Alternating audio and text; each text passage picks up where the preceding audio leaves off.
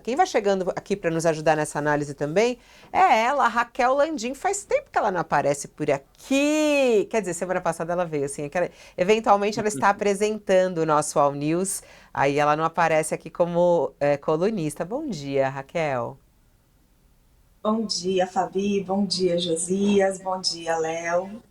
Ó, a Raquel, ela até pediu aqui pra gente abrir uma tela que é muito boa também na pergunta, que diz: o que que te dá mais medo hoje, né? Quando você pensa no futuro do Brasil e no que você quer na política, quem te dá mais medo, Lula ou Bolsonaro? É uma outra forma também de medir como o Brasil se divide, e é horrível pensar nisso, né, Raquel? Mas como o Brasil tem medo desses dois personagens políticos que dominam o país nesse momento. Fabíola, as últimas eleições, elas vêm se definindo por isso, por rejeições, por medo. E essa não vai ser diferente. O Felipe Nunes, ele escreveu um pouco das explicações dele nas redes sociais, dessa pesquisa, e elas são muito interessantes, e eu acho que é um pouco do raciocínio que a gente deve observar. Por que Luiz Inácio Lula da Silva não consegue traduzir em intenções de voto tudo o que está acontecendo com Jair Bolsonaro, né? O inquérito do golpe, ele se tornar réu, cada vez mais evidências de que ele teria, segundo a Procuradoria-Geral da República, planejado um golpe de Estado e tentado aí derrubar, né, a democracia brasileira. Isso não aparece em termos de intenção de voto.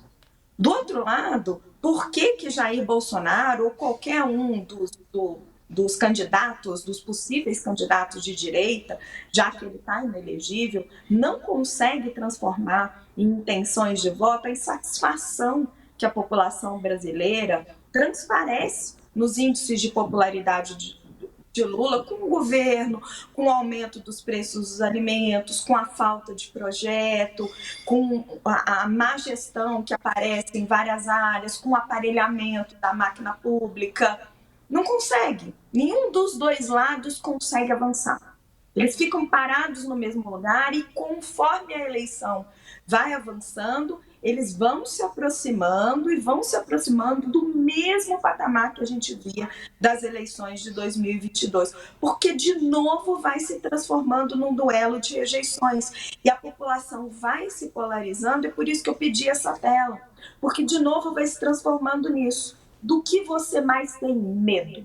Você tem mais medo da volta de Jair Bolsonaro ou dessa direita que ele representa? E aí você pode dizer, tudo bem, Jair Bolsonaro está inelegível. Ele vai indicar alguém. A não ser que ele indique um candidato muito fraco, qualquer um que ele indicar vai representar esses valores que ele transparece, né? E principalmente vai representar o sentimento antipetista.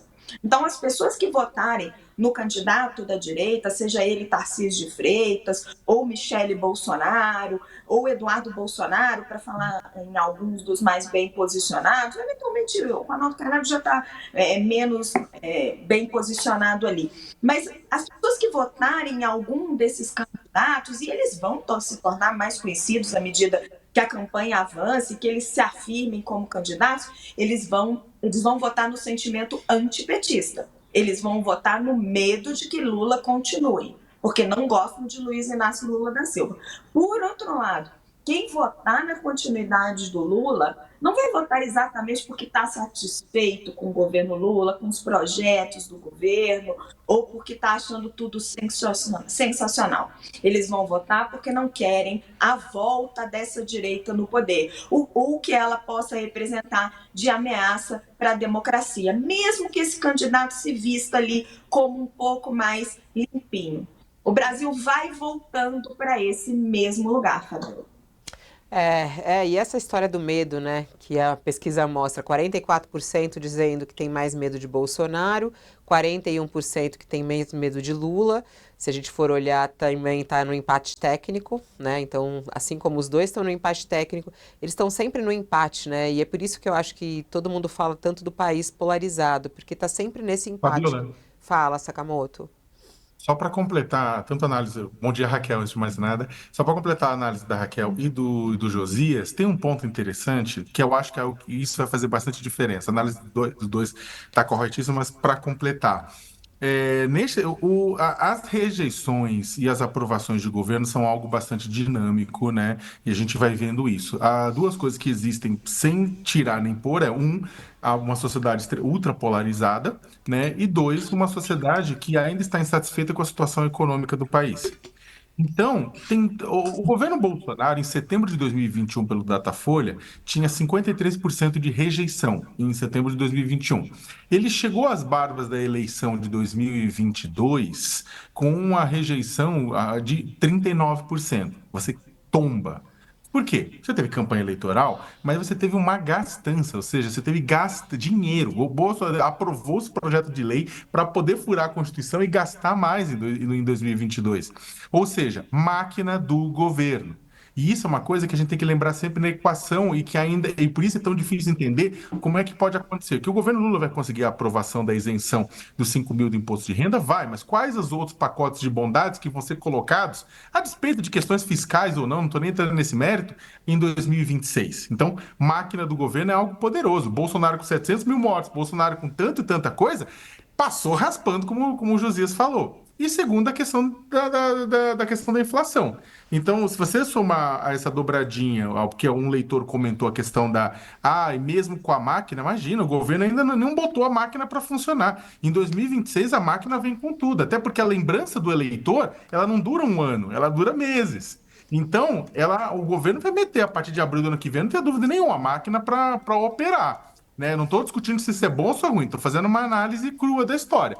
E ao mesmo tempo, e se a questão da economia tiver controlada, inflação, baixa de preços, etc., aí você tem o quê? A gente pode ver o quê? Uma redução da rejeição de Lula, da mesma forma que a gente viu a rejeição do Bolsonaro. Né? E olha que o Bolsonaro tinha uma pandemia nas costas, né? Então, uma pandemia e preço. O Bolsonaro era chamado de Bolsocaro em 2021, por conta do preço do gás, por conta do preço dos combustíveis. Então, muita coisa pode acontecer até 2026, inclusive nada. Ah, eu adoro quando você termina assim, inclusive nada. Quer dizer, já tá acontecendo tudo, Sakamoto. A gente tá enlouquecido. Dá Mas até pode dar insônia aquela essa volta inteira, loucura. pode dar Hã? uma volta inteira, a gente pode dar uma volta inteira e terminar no mesmo lugar. É isso que eu tô querendo dizer.